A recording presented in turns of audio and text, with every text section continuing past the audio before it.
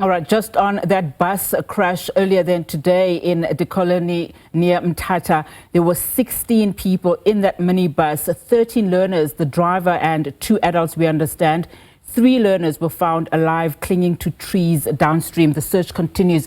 Let's now cross to Fundiswa Mhlekude. She's at the scene for us where the bus was swept away. Fundiswa, a very good afternoon to you. Of course, a devastating day in the Eastern Cape province. Speak to us about what you're currently seeing on the scene. Tata was the 7th body was recovered at Solo near Bedlana River. The search is found. We left the scene where the bus was found, but the divers went inside the river to check if there are any learners inside the bus, and there were none. So they went downstream in search for the learners, but they called off the operation, saying that they will start tomorrow morning at 8. So one body has also been found now. So they were searching for 13 learners, including, or rather it's the 10 learners, because there were 13 learners inside the bus, so 3 were found. So there was a driver as well as 2 male passengers. So it's 13 people who are still missing. But the MEC of Education, Mr. Fundiswa Mhlekude, is also here, but he went to PRD and says he's going to give us more information when we get there. Unati? So we understand, of course, you're saying one body was retrieved. Fundiswa, is this person part of the 7 people that have been announced to have died during this weather conditions?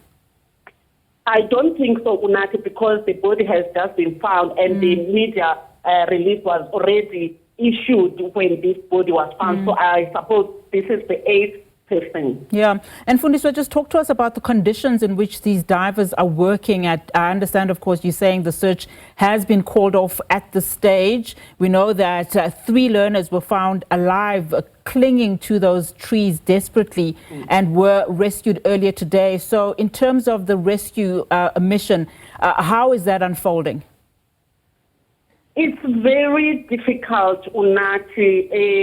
They called it off just 2 or more hours ago because it's very cold and it's windy. So that's why they said they are calling it off to resume at 8 in the morning. And when they rescued the 3 learners earlier on who were clinging to trees, the wind was blowing heavily, that they had to, because they were experienced divers, they had to make sure that they rescue them. What is said, Unati, is that we had to experience one of the learners being swept away because they've been clinging to those trees since morning. When we came to the scene at around 8 or just before 8, they were already there, and then around 11, one of them said she's seeing a snake, and then she let go of the tree and was swept away. It was very sad. The community members were crying, and they still believe that the number could be more because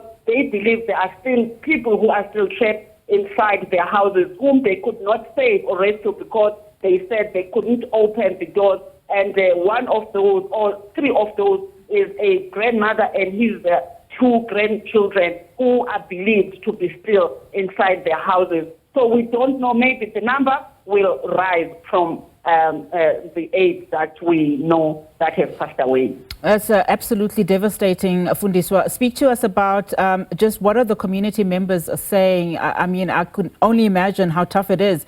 We've been speaking to various people talking about how a number of people were evacuated from their homes. You mentioned earlier on that several houses are still submerged underwater, with community members, in fact, also thinking that some people could still be trapped under their, inside their homes. What are community members saying?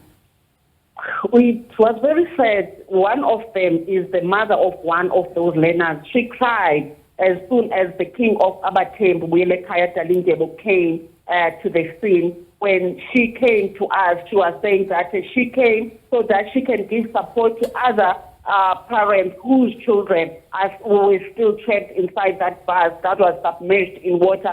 But as soon as the other parents came, they said that they hope that their children will be found still alive. So they're going to be very, rather devastated and disheartened to hear that there are bodies who have been found, because I don't think the officials or whoever found those bodies have told the parents. The principal of the school, Tabase Senior Secondary School, was also here. They are hoping that, she was telling us that they are hoping that the children will still be found alive. She doesn't know that there are these bodies that have been found.